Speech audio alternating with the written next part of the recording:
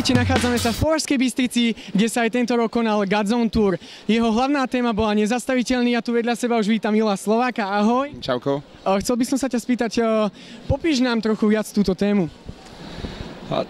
Skrátke, téma nezastaviteľný hovorí o tom, že keďže Boh je nezastaviteľný v láske k nám a žije v nás, a my máme byť nezastaviteľní a nemá byť žiadna hora, žiadny strach, žiadna bolesť alebo smútok, ktorá by mala nejakým spôsobom ohroziť našu vieru, pretože náš Boh je väčší ako čokoľvek, čo je proti nám.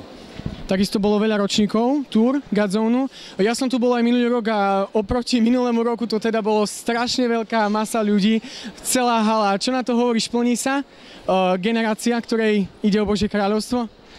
Tak jedna stránka veci je tá, že je super vidieť tisíce ľudí v halách počas Godzone Tour, ale to najdôležitejšie a kľúčové je možno na jednej strane to, čo sa deje doma, keď sa tí ľudia vrátia, a to úplne najviac budeme vidieť možno nejakých 20 rokov. A to bude otázka, kde táto generácia príde, kde preberie zodpovednosť a ako sa to nejakým spôsobom odzrkadlí v tomto národe.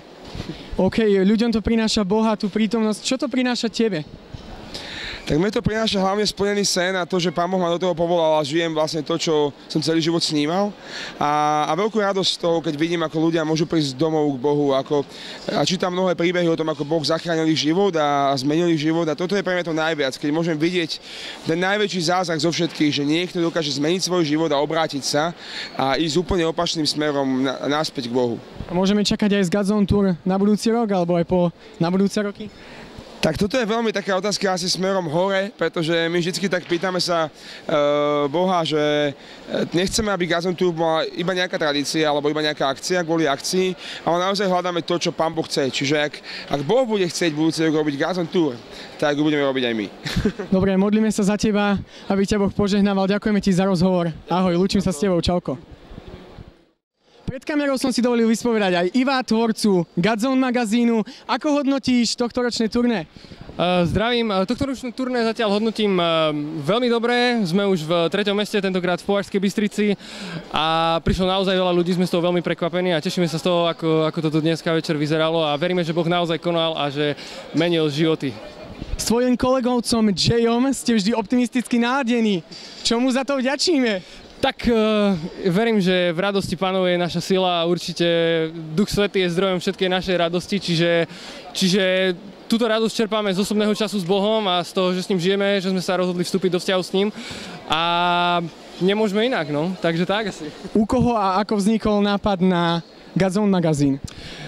Fúha, no tak to už bolo veľmi dávno, Godzone magazín. Myslím si, že to vzniklo z takej potreby, že sme chceli výjsť k ľuďom bližšie, chceli sme ísť ďalej a chceli sme o tom hovoriť ľuďom, ktorí sedia pri televíznych obrazovkách alebo na YouTube, a tak sme sa rozhodli vytvoriť Godzone magazín a hovoriť o tom, nielen o tom, čo robí Godzone projekt, ale aj o tom, že čo prináša vzťah s Bohom. Keby si ho mal tak krátko charakterizovať, čo je to zač? Godzone magazín je teda cca 30-minútová relácia, ktorá hovorí o živote v spoločenstvách, ktorá predstavuje jednotlivé služby Godzone projektu a takisto je plná zábavy, radosti a rôznych rubrík, ktoré naozaj stoja za to si pozrieť. Takže. Naozaj úžasný magazín, videl som ho, ďakujem ti za rozhovor. Maj sa, čauko. Ahoj. Pred kamerou som s Ivom, s tvorcom Godzone magazínu. Ešte raz.